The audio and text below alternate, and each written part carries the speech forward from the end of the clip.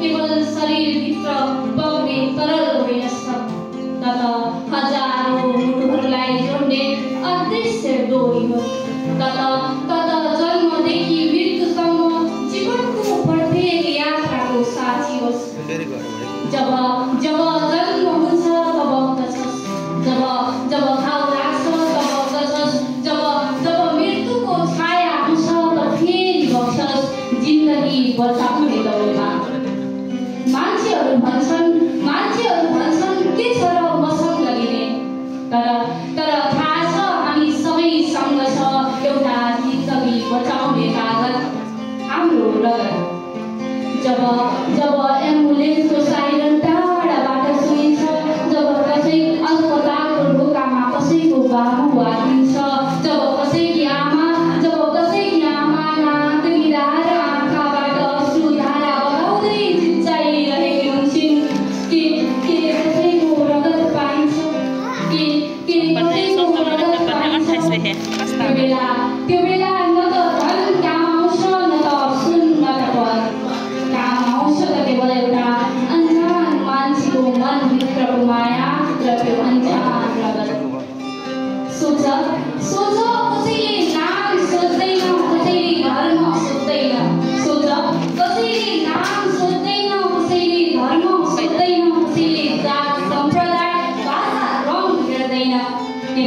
केवल रगतले एक प्रश्न गर्छ, के तिमी मानव हो? तिमी भित्रमा मानवता छ? त्यो एक थोपा रगत कसैको अधुरो जीवनमा नयाँ कविता बन्न सक्छ, कसैको जिन्दगीको उज्यालो बन्न सक्छ, कसैको बाबुको हात फेरि बलियो बन्न सक्छ, कसैको आमाको किनै लागेको काग फेरि न्यानो बन्न सक्छ। अनि त्यो मन्दिरमा बसेर भगवान खोज्नेहरू, त्यो गुफामा ध्यान गर्नेहरू, त्यो पर्खालभित्र बसेर ठुला कुरा गर्नेहरू, सबैले बुझ्नुपर्छ साँचो भगवान कति हो, जसले आफ्नो रक्त दिएर अरूको जिन्दगी बचाउँछ।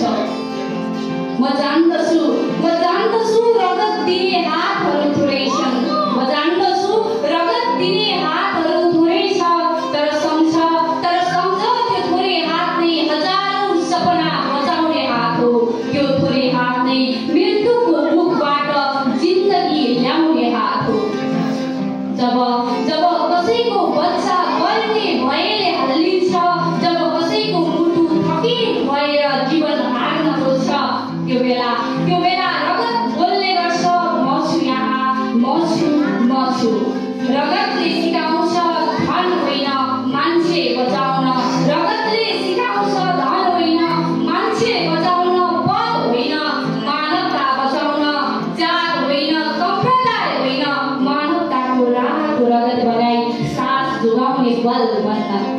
अन्ततः बुझ, आज दिएको रगत भोलि फर्कन्छ, आशीर्वाद भएर फर्किन्छ, मन्दिरको घन्टी भएर फर्किन्छ, कसैको मुटुको धड्कन बनेर। हामीसँग न पद छ न धन छ, तर हामीसँग शक्ति छ, हाम्रो रगत, हाम्रो माया, हाम्रो मानवता। आउनुहोस् रगत दान गरौँ, सास बचाउँ, सपना बचाउँ, आशा बचाउँ, मृत्युमाथि विजय पाऊँ, जीवन बचाउँ, मानव भएर मानवताको ऋण तिरौँ, मानव भएर मानवताको ऋण तिरौँ।